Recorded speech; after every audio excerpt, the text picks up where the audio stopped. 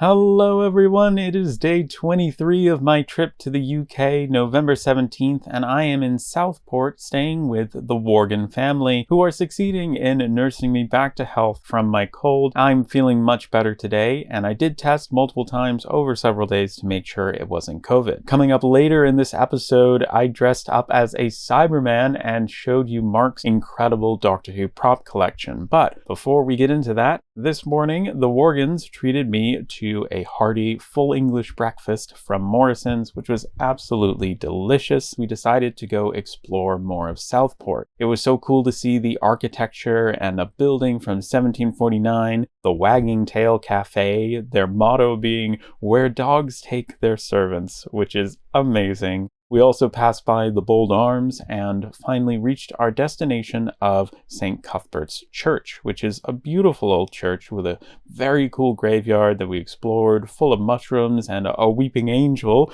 which we had a near run-in with, but thankfully we kept an eye on it and were just fine. From there, we went to the beautiful Botanic Gardens, where we saw plenty of ducks and swans and pigeons, and it was absolutely lovely to hang out with the birds by the water.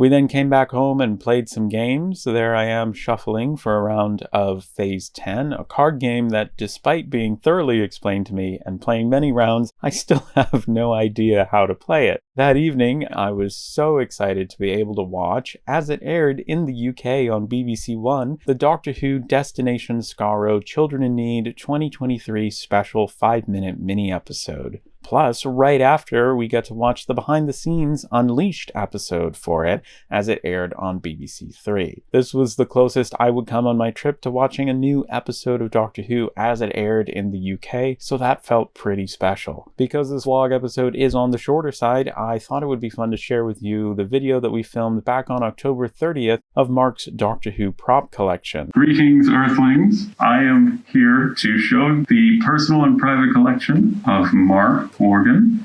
And this is one of the incredible items in his collection here today. I am inside of a Cyberman costume, which looks absolutely incredible.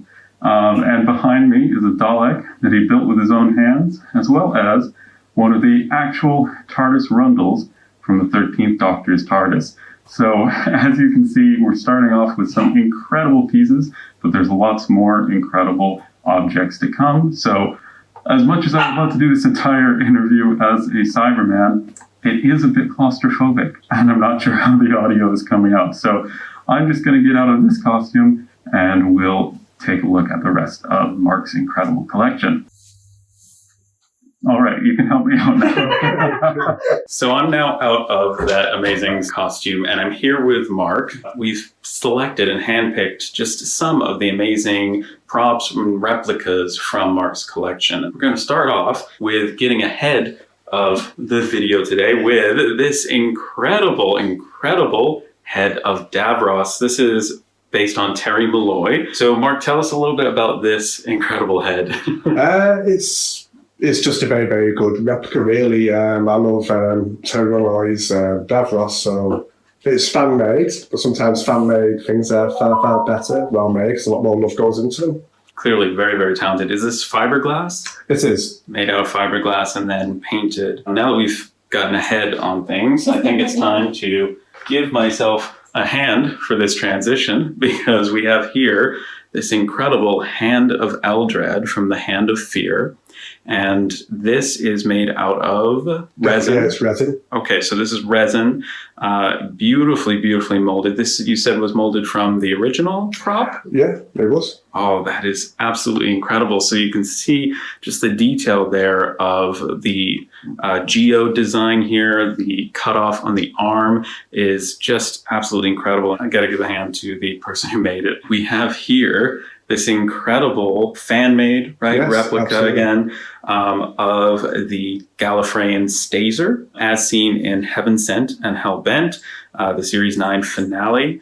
Absolutely incredible. The hand mold feels really, really nice. We've got an incredible bit of shading work done. And this is an updated version of the one that we see in Arc of Infinity, the original TV show design. So that's amazing. TARDIS dematerialization circuit. That is a Mooncrest Models one. Oh, this is absolutely amazing. You've got the translucent green sections here with the connections that are just absolutely amazing. This is actually a bit of a rubber design. There's on the circles here, it feels a bit, there's a bit of give to it, which is nice. And it looks absolutely incredible. And you said you have a smaller one of this as well, correct? Yes, I do. Nice. Of course, I'd love to be able to buy some of these props with this money, but it's actual props as well. Look at that. That is a 10-pound note with David Tennant on there. And then we also have Phil Collinson. They were never given out. They just kind of threw out of a fake cash dispenser in Cardiff city centre. So that's a lot amazing. of fans picked them up. So a lot at the time, a lot appeared on eBay.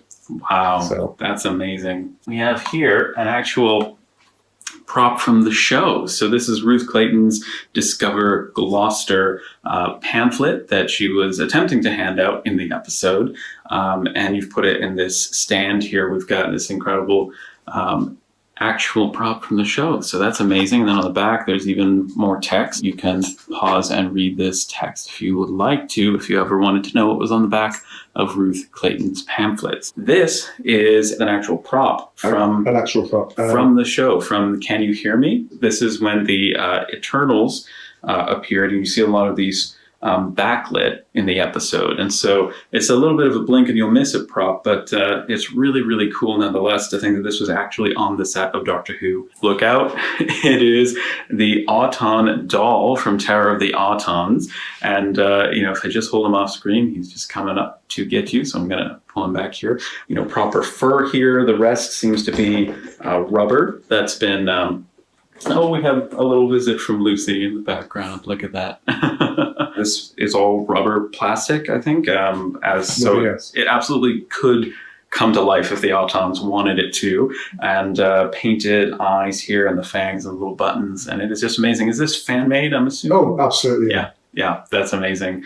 This is amazing. This is a robot head from the Robots of Death, one of my all-time favorite Doctor Who episodes. This is fan-made replica. But it's pulled from one of the original molds. But it's pulled from one of the original prop molds, so props to the people who made this.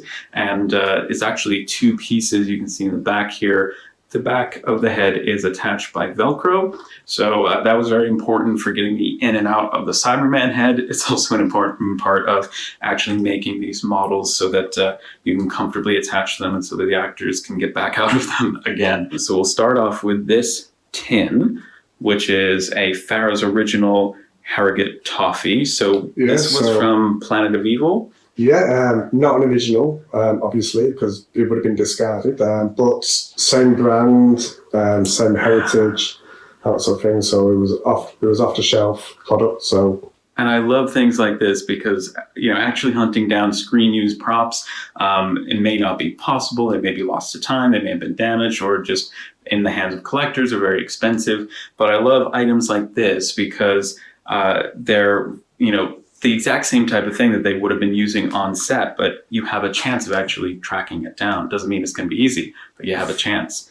And then this is another Fourth Doctor prop. It's the ginger beer bottle, and I believe you said it was the same company. Yeah, from J. Ray and Sons in Macclesfield.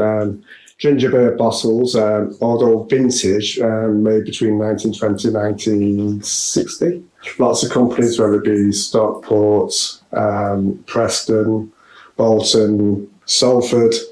Lots of different companies use those bottles and put their own stamp on it, but to track down G. Ray and Sons Macclesfield bottle that was used in the Endor invasion took about 3 years. 3 years, and you had this on as a search on eBay. Yeah, and to find it with the original stone twist cap. Which comes out. Is very rare, and it's still got a little bit of the rubber intact as well. But that's actually, it looks like plastic, but it's actually stone. That's amazing. Oh my gosh. Such an incredible prop, and it's how you can tell if the Sarah Jane you're with is an android or not. So absolutely stunning. So this is the Downtime VHS cover. What makes this so special is that on the back, we have signatures from just about everybody in the cast that you could want and crew that you could want to have a signature from. So feel free to pause and read that. Most notably, I think you'll see Elizabeth Sladen, Nicholas Courtney, Jack Watling, Deborah Watling, Jeffrey Beavers, Peter Silverleaf, Miles Richardson, Christopher Barry, Beverly Crossman, John Leeson, and Mark Trotman. And then we have here, oh my gosh, I feel like I should be wearing gloves to touch this, but actually, apparently that's not the thing to do. You should just handle these things with care and clean hands. This is a letter that Mark received in reply to his letter that was sent to Anthony Ainley. And this is, I'm holding in my hands, a letter that was written on the back of an actual page of the script from Survival. And so if you look on the back here, you can see an actual page of the script, which is incredible here. And the letter is written here on the back. So the actors would have been using this in rehearsals and while filming. And then this is what Anthony Ainley decided to send back to him. This is a shirt that's still brand new, still sealed, and it glows in the dark. So it's that classic 80s Doctor Who logo. And if we would turn the lights off now, we'd see it glow in the dark. So that is amazing, as well as this incredible shirt with a design of the Fifth Doctor with planets and space behind him. We've also just this whole time been in front of this Dalek, which Mark built with his own hands. You said you've been working with fiberglass for years now, and that is absolutely stunning. I'm going to be very careful with this. This is absolutely incredible. Screen used prop. Oh my gosh. And this is from Spyfall. This is the bomb that, so it could go off at any minute. We're going to be very careful. This key up top just twists and moves around the top. You can take it off. It actually comes separately here. And this is the very prop that they use themselves in the show. There was two close-up props, and there was a hero prop that was made out of rubber. And instead of having these little rivet things here at the end, they just had painted code. Oh, so wow. if you can actually see it, if you pause the video as it's being thrown, you can actually see the bent code. Oh wow! So this is what was used. This for was the one of the close-ups. two close-ups. One of the two. Wow. Yeah, and the hero prop was made out of rubber. Wow, that's incredible. I'm going to pass that back to you. Oh my goodness! The next things we have here are from the episode Kerblam. Yes. And this includes two versions of the Doctor's Kerblam order and message. This one on the back says, "Help me." And this was created so that they had a version that wouldn't be bent during the filming, and they decided not to use this. That's correct. And just make a bunch of copies of this, and so that's how we've got a hold of. Although the one on the left is just an ordinary packing one, so the screen used one would have had this text, but would have been made out of this material. Oh, okay. Paper. So that makes a lot of sense. That's so cool. And then we also have here production made. This was production made Kerblam tape, and that looks just incredible. And it says Kerblam just there. This was produced for the episode, but never actually used on screen. We also have here an actual Kerblam box. Oh my gosh, this is so cool. Such a nice quality. Screen used. And it was screen used. So, oh my gosh, this there was is what quite a lot of them made. There was a lot of them made so that they could do take after take after take. But that is so cool. An official prop from the episode.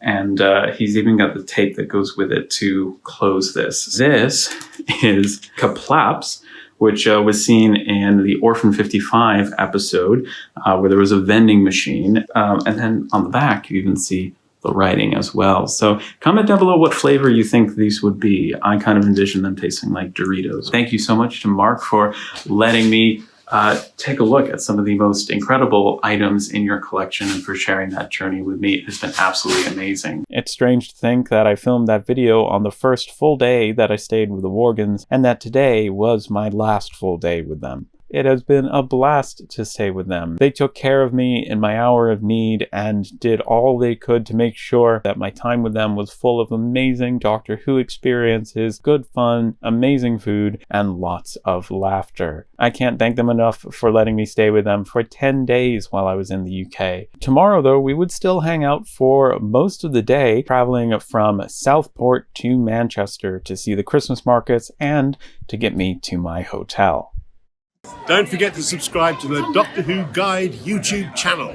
Now, don't forget to subscribe to the Doctor Who Guide YouTube channel. You know it makes sense.